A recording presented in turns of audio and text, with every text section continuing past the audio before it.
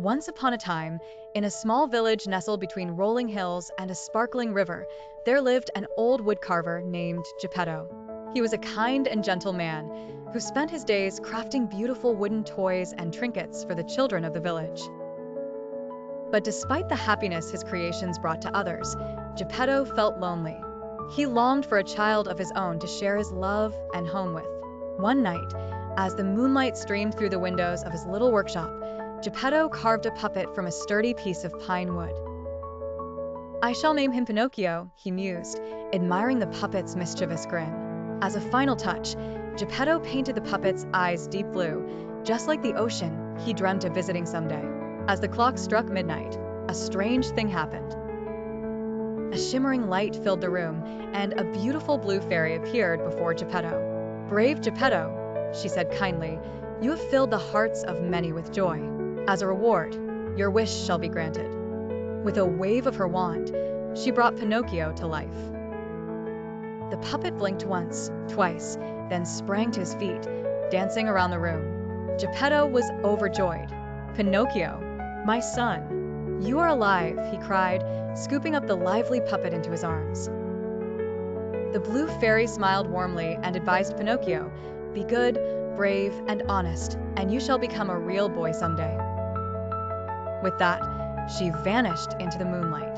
The next morning, filled with excitement, Pinocchio eagerly followed Geppetto's instructions to attend school.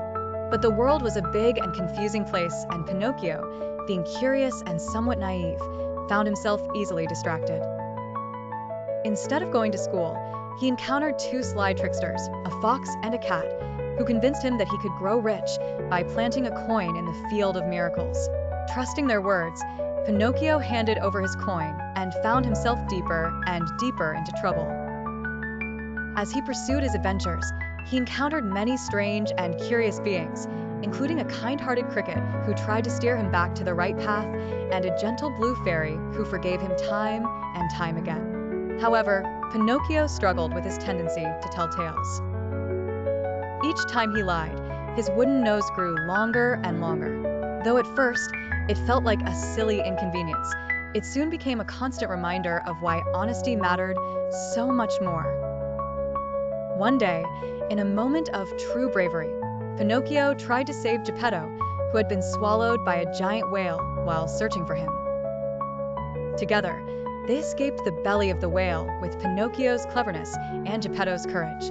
The blue fairy watched these deeds and returned once more. Seeing Pinocchio's sincerity, bravery, and growth, she granted him the gift he most desired.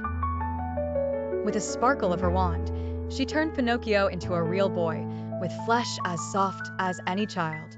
Geppetto embraced him warmly, his heart swelling with pride and love. From that day on, Pinocchio learned the true value of honesty, bravery, and love, thriving in his new life with Geppetto. And though he was once a little wooden puppet, Pinocchio's heart was big enough to warm the whole village. And they all lived happily ever after. Please don't forget to hit the like button and subscribe to my channel for more videos.